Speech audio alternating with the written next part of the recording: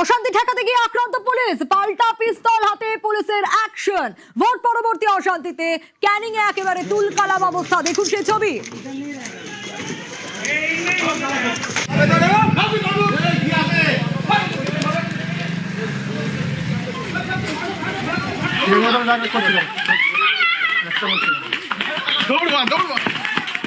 জামাই তুলে না, কবুতর জামাই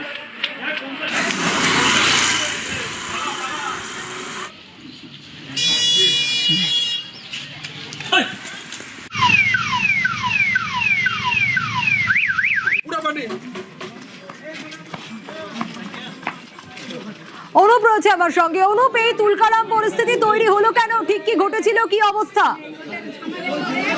এটা আমরা জানতে পারছি যে ভুটিয়া শরীফের নারায়ণপুর অঞ্চলে যে পঞ্চায়েত অফিস রয়েছে, সেই পঞ্চায়েত অফিস কিছু মানুষজন কিন্তু দখল করতে আসে।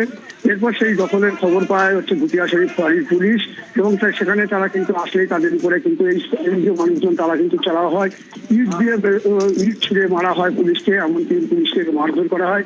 এই ঘটনায় ভুটিয়া শরীফ ফাঁড়ির হচ্ছে সাব ইন্সপেক্টর ধনঞ্জয় মুখার্জি তিনি আহত হন, এবং এই 3 থেকে 4টি পুলিশের গাড়ি ভাঙচুর করা হয়। তবে এরপরে কিন্তু পুলিশ কেন্দ্রীয় বাহিনীকে নিয়ে এলাকায় টহলদারি শুরু করে এবং বিভিন্ন এলাকায় ইতিমধ্যে তল্লাশি শুরু করেছে। বারুইপুর জেলা পুলিশের অতিরিক্ত পুলিশ সুপার, ক্যানিং মহকুমার পুলিশ আধিকারিক, জীবনতলা থানার পুলিশ আধিকারিক সহ বিভিন্ন আধিকারিকরা কিন্তু ইতিমধ্যে এলাকায় তল্লাশি শুরু করেছে, এবং পুলিশের পক্ষ থেকে যেটা জানা যাচ্ছে ইতিমধ্যে 30 জনকে কিন্তু গ্রেপ্তার করা হয়েছে। এই গ্রেপ্তারের সংখ্যা আরো বাড়বে বলে পুলিশ সূত্রে কিন্তু আমরা জানতে পারছি।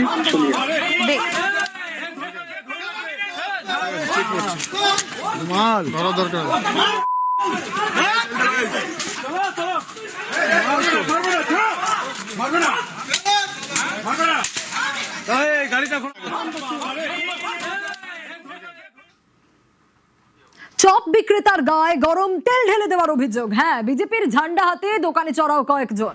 দাবি মতো নাকি 10,000 টাকা দেওয়া হয়নি, সে কারণেই হামলার অভিযোগ।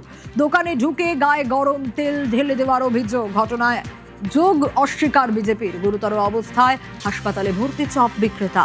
অভিযুক্ত 4 জনকে গ্রেপ্তার পুলিশের।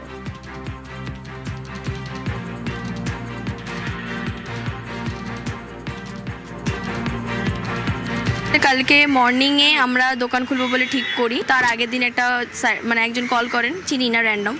উনি ফোন করে বললেন তোদের দোকান খুলতে গেলে পয়সা দিতে হবে, 10-20 হাজার টাকা মতো দিতে হবে তোদের দোকান। বাবা বললেন কেন, আমাদের তো নিজস্ব দোকান, তো কেন দেবো? তারপরে উনি বললো তাহলে মর্নিংয়ে গিয়ে কিন্তু তালা লাগিয়ে দেবো দোকানে। তো রীতিমতো তালা লাগিয়ে দিয়ে যায়। সকালবেলা এসে উনি চাবি খুলে দিয়ে গেছেন রিকোয়েস্ট করার পরে। তারপরে আমরা রীতিমতো সন্ধ্যাবেলা দোকান খুলি। আমাদের চপের দোকান, চপ ভাজাও হচ্ছিল। সাডেন 10-12 জন মতো ছেলে এসছেন বিজেপি ঝান্ডা নিয়ে। হঠাৎ করে ওনার গায়ে গরম যে তেল, গায়ের মধ্যে তেলটাকে ছুঁড়ে মারে। তো আমার বাবার রাইট সাইডটা পুরো বার্নার। উনি যখন ওখান থেকে বেরিয়ে যান ওনাকে মারধরও করা হয়। লাস্ট 12 বছর আগে টিএমসি উনি করতেন, বাট এখন কোনো রকম কোনো রাজনৈতিক দলের সাথে উনি কানেক্টেড নয়। বেশ কিছু কর্মী আছে। দখল আরাবুলের। ভাঙড় 2 নম্বর পঞ্চায়েত সমিতির অফিস পুনর্দখল। 2023-এ পঞ্চায়েত সমিতির সভাপতি হন, পরে খুনের মামলায় জেলে যান আরাবুল ইসলাম। জেল মুক্ত হলেও আরাবুলকে সাসপেন্ড করে তৃণমূল। এলাকায় ঢোকায় বিধিনিষেধ ছিল হাইকোর্টের। পঞ্চায়েত সমিতির অফিস দখল হয়ে যায় বলে দাবি। পালা বদলের পর ফের পঞ্চায়েত সমিতিতে আরাবুল।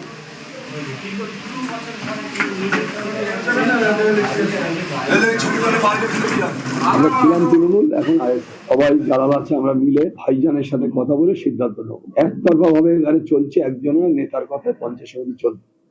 তিনি আজকে ভাঙড়ে হেরে ভোট উঠে গেছে, তৃণমূলটা এখানে মুছে গেছে। যদি শওকতুল্লাহ এখানে থাকে তাহলে তো অসুবিধা আছে। আমরা জানি যে গন্ডগোল আমরা চাই না। অন্যরা যারা তৃণমূলে আছে তারাও আগামী দিনে আমরা চাইবো সবাই আইএসএফের সাথে আমাদের সাথে হাত মিলিয়ে আগামী দিনে যাতে আমরা একসাথে কাজ করতে পারি সেই চেষ্টা করব।